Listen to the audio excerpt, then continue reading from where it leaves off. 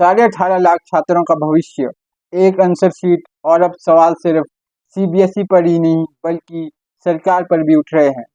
क्या CBSE result system में सच में बड़ा खेला हो गया? क्या कोएम्ट एडुटेक प्राइवेट लिमिटेड नाम की कंपनी को बिना बैकग्राउंड चेक के करोड़ों बच्चों के भविष्य की जिम्मेदारी दे दी गई? और सबसे बड़ा सवाल, प्रधानमंत्री नरेंद्र मोदी अब तक चुप क्यों हैं? दरअसल मामला शुरू हुआ सीबीएसई 12वीं रिजल्ट से, जहां कई छात्रों ने आरोप लगाया है कि उन्हें उम्मीद से बेहद कम नंबर दिए गए। स्टूडेंट्स का कहना है कि ऑन स्क्रीन मार्किंग यानी ओएसएम सिस्टम में गड़बड़ी हुई है। कुछ बच्चों का जेईई एडमिशन तक अटक गया। इसके बाद सीबीएसई ने री इवैल्यूएशन और आंसर शीट फोटोकॉपी की सुविधा दी, लेकिन यहीं से कंट्रोवर्सी और ज्यादा बढ़ गई। एक छात्र वेदांत ने सोशल मीडिया प्लेटफॉर्म एक्स पर दावा किया कि जो फिजिक्स आंसर शीट सीबीएसई ने अपलोड की वो उसकी थी ही नहीं। उन्होंने कहा, हैंडराइटिंग मैच नहीं कर रही, आंसर शीट मेरी नहीं है। बस फिर क्या था, पोस्ट वायरल हो गई, सोशल मीडिया पर हैशटैग सीबीएसई स्कैम ट्रेंड करने लगा। इस पूरे मामले में एंट्री होती है लोकसभा में नेता प्रतिपक्ष राहुल गांधी की। राहुल गांधी ने सीधे केंद्र सरकार और पीएम मोदी पर सवाल खड़े कर दिए हैं। उन्होंने कहा कि सीबीएसई रिजल्ट में भयंकर हेरफेर हुआ है, लाखों बच्चे और पेरेंट्स सदमे में हैं, लेकिन प्रधानमंत्री हमेशा की तरह चुप है।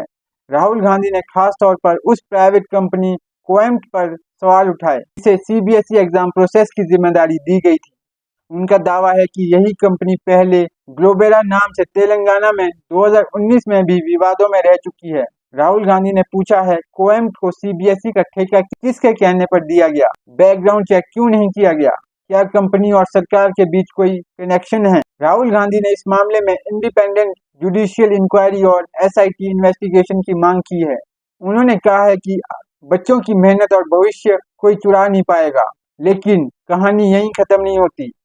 जब वेदांत का पोस्ट वायरल हुआ तो कुछ यूजर ने उनकी प्रोफाइल के स्क्रीनशॉट शेयर किए और दावा किया कि अकाउंट पाकिस्तान से ऑपरेट हो रहा है। इसके बाद सोशल मीडिया पर नैरेटिव पूरी तरह बदल गया। कुछ लोगों ने वेदांत को एंटी नेशनल कहना शुरू कर दिया, तो वहीं दूसरे लोग बोले, असल मुद्दे से ध्यान भटकाया जा रहा है। सवाल सिर्फ मार्क्स का नहीं है, ट्रस्ट का बन चुका है। क्या सीबीएसई का डिजिटल इवैल्यूएशन सिस्टम सुरक्षित है? क्या लाखों बच्चों का फ्यूचर प्राइवेट कंपनीज के भरोसे छोड़ दिया गया? और अगर गलती हुई तो जवाबदेही किसकी होगी? एजुकेशन सिस्टम की क्रेडिबिलिटी पर उठते ये सवाल देश के हर स्टूडेंट और पेरेंट्स को परेशान कर रहे हैं। आप क्या सोचते हैं, क्या ये सिर्फ टेक्निकल एरर है या फिर सिस्टम में सच में बड़ा लूप होल है? कमेंट करके अपनी राय जरूर बताएं। वीडियो पसंद आए तो लाइक, शेयर और मेरे यूट्यूब चैनल को सब्सक्राइब जरूर करें। मिलते हैं अगली खबर के साथ।